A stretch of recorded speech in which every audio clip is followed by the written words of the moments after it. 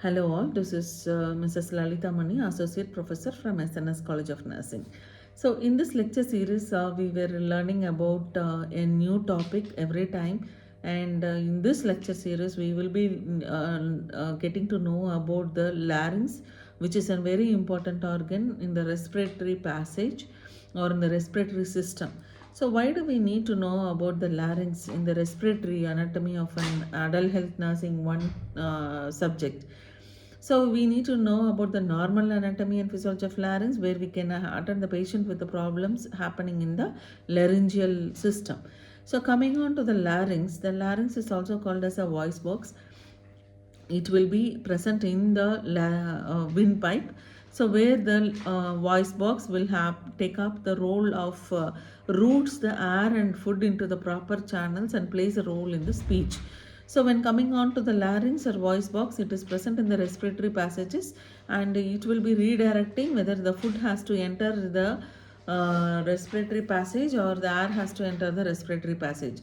So coming on to the system, the laryngeal structure, which has an epiglottis, will redirect the food to the food pipe and wind air to the windpipe, that is a trachea. So it is this larynx is located following the pharynx or the hypopharynx. So it is located inferior to the pharynx, and it is formed by the 8 rigid hyaline cartilages.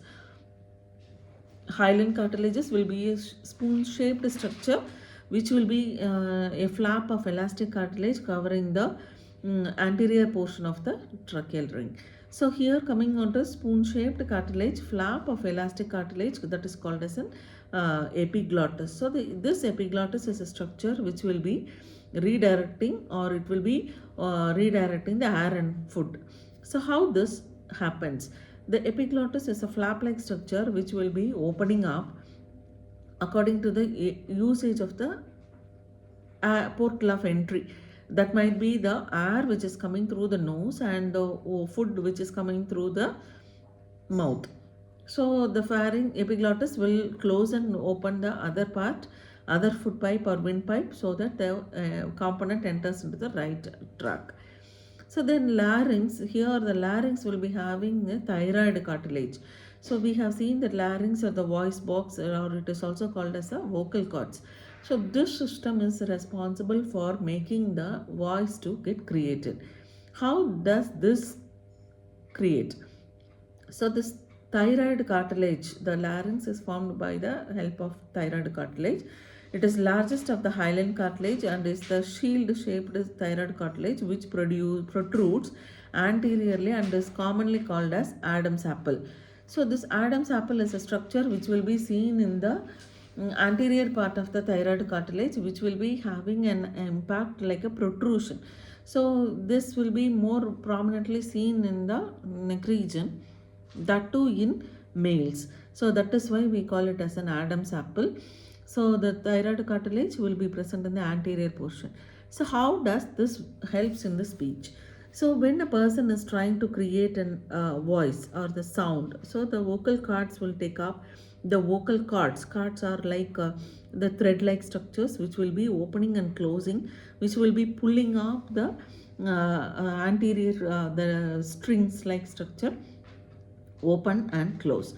So when the pressure gets increased, or when the person is trying to speak up or bring out the air out of the respiratory passages, it will be closed. So the vocal cords open and close will produce sound.